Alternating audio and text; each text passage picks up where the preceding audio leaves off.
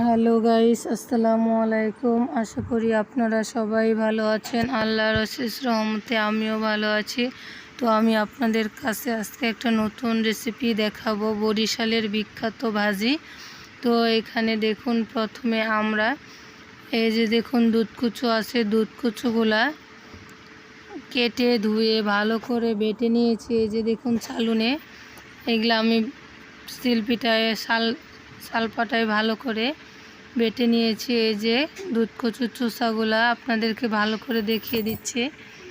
আর এটা দেখতেই পাচ্ছেন, এটা হচ্ছে নারিকেল কুড়ানো। এই যে নারিকেলগুলাও আমি ভালোভাবে বেটে নিয়েছি। এই যে দেখুন, ভালো করে বেটে নিতে হবে সম্পূর্ণ। এই যে এই নারিকেলের ভাজি, নারিকেল দুধকচুর ভাজিটা দারুণ মজা। তো এটা হচ্ছে, এই যে দেখুন, এটা হচ্ছে আপনাদের বরিশালের বিখ্যাত ভাজি। তো আপনাদেরকে আমি এটা আজকে দেখাবো। তো চলুন শুরু করি রান্নাটা। তো রান্নাটা দেখুন, পেঁয়াজ কিন্তু একবারে বেশি দিতে হবে। অনেকগুলো পেঁয়াজ কেটে নিয়েছি আর কাঁচা মরিচও কেটে নিয়েছি। তো পেঁয়াজটা একটু বেশি পরিমাণেই লাগবে। তো এখানে আমি দিয়ে দিলাম হলুদের গুঁড়ো, আর দিয়ে দিব মরিচের গুঁড়া,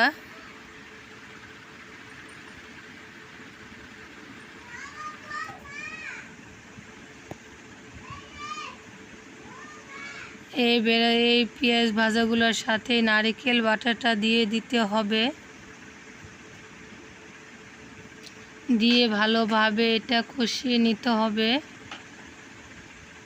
তো বন্ধুরা, ভিডিওটা প্রথম থেকে শেষ পর্যন্ত অবশ্যই দেখবেন।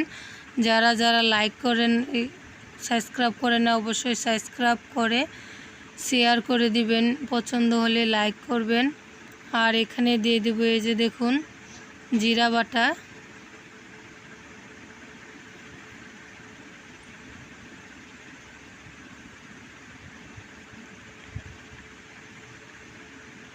দিয়ে এখন মশলাটা আমি ভালোভাবে কষিয়ে নিতে হবে।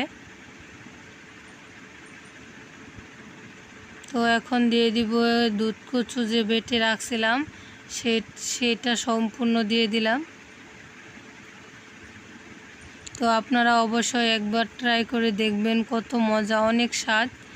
এটা নতুন রেসিপি, অন্য কোনো দেশে খায় না, শুধু বরিশালের বিখ্যাত নারিকেল দুধকচুর ভাজি।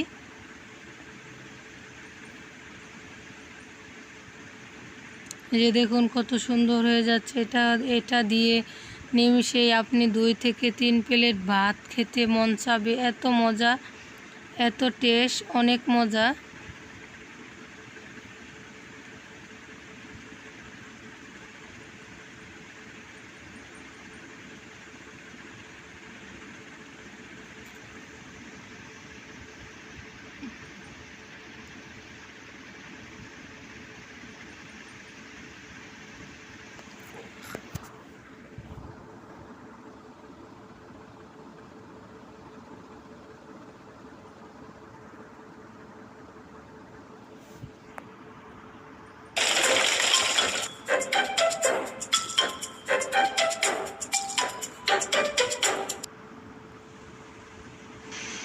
তো এটা পড়া হয়ে গিয়েছে। তো এটার সাথে তেজপাতা, এলাচও দিয়েছি, এটা দেখানো